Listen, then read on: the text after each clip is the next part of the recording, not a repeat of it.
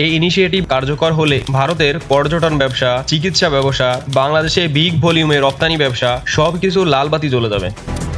আসসালামু আলাইকুম প্রিয় অনলাইনবাসী, আজকে একটা গুরুত্বপূর্ণ টপিক নিয়ে আলোচনা করব।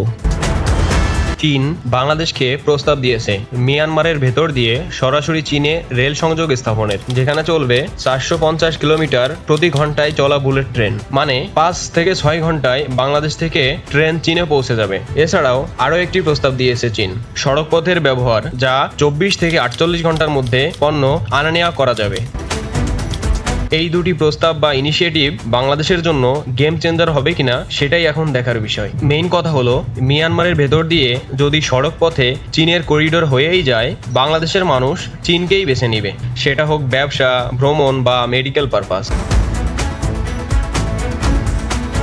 অনেকেই জানেন বাংলাদেশ ভারত থেকে সবচেয়ে বেশি ভোগ্যপণ্য আমদানি করে থাকে, শুধুমাত্র পার্শ্ববর্তী দেশ হওয়াতে খুব সহজেই পেয়ে যায় এবং এইসব আমদানির কস্টিংও কম হয়। এটা একটা উল্লেখযোগ্য কারণ। এখন এই সেম সুযোগ যদি চায়না থেকে পাওয়া যায়, মানে ট্রান্সপোর্টেশন, ব্যবসায়ীরা অবশ্যই চায়নাতে মুভ করবেই, কারণ সেখানের পণ্যের সোর্সিংটা ভারতের থেকে আরও বেশি বলা যায়।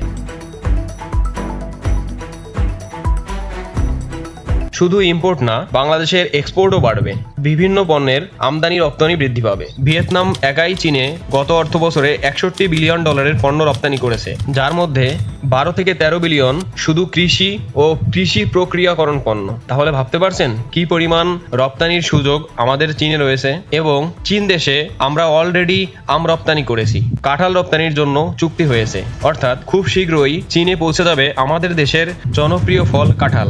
এরপর এক এক করে পেয়ারা বা অন্যান্য কৃষি পণ্য আমরা রপ্তানি করতে পারবো চীনে। এছাড়া কুচিয়া বা চিংড়ি, কাঁকড়া তো রয়েছেই এইসব লিস্টে।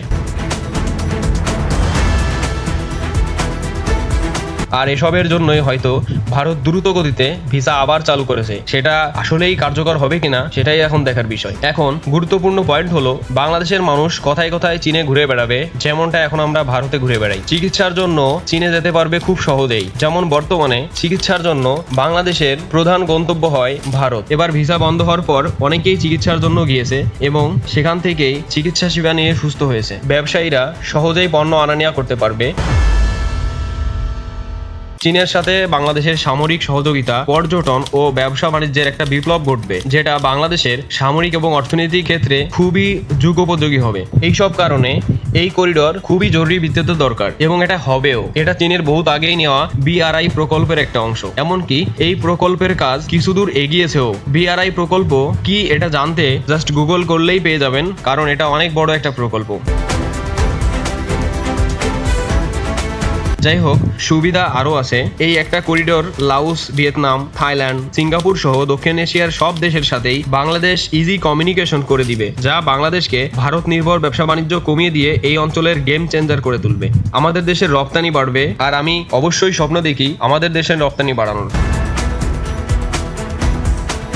সর্বোপরি এটা আমাদের অর্থনৈতিক ক্ষেত্রে উল্লেখযোগ্য ভূমিকা রাখলেও দেশের সার্বভৌমত্বের প্রতি একটা কিন্তু থেকেই যায়, কারণ মিয়ানমার থেকে প্রতি বছর সবচেয়ে বেশি ইয়াবা বা অন্যান্য মাদক সেবন দ্রব্য বাংলাদেশে বেশি আকারে প্রবেশ করে। এটা বাংলাদেশের জন্য অবশ্যই একটা হুমকি এবং এই করিডোর হলে এটা আরো সহজতর হয়ে যাওয়ার পসিবিলিটি রয়েছে। তারপরেও সব জায়গাতেই ঝুঁকি আছে, ঝুঁকি না নিলে উপরে ওঠা যায় না। তাই সবকিছু বিবেচনা করে সরকারকে একটা সঠিক সিদ্ধান্ত নিতে হবে। আর আমরা বর্তমান সরকারের প্রতি এটাই আশা করব যে তারা বুঝে শুনেই সঠিক সিদ্ধান্তটাই নিবে। আমাদের দেশের অর্থনৈতিক অবস্থা এখন বেশি একটা ভালো না এবং এই করিডোর আমি মনে করি আমাদের দেশের জন্য একটা গুরুত্বপূর্ণ ভূমিকা পালন করবে অর্থনৈতিক ক্ষেত্রে। আমার আজকের এই ভিডিওটি আপনাদের কাছে যদি ইনফরমেটিভ মনে হয় তাহলে শেয়ার করে বন্ধুদেরকে জানিয়ে দিতে পারেন, আর সম্ভব হলে সাবস্ক্রাইব করে পাশে থাকুন। ধন্যবাদ।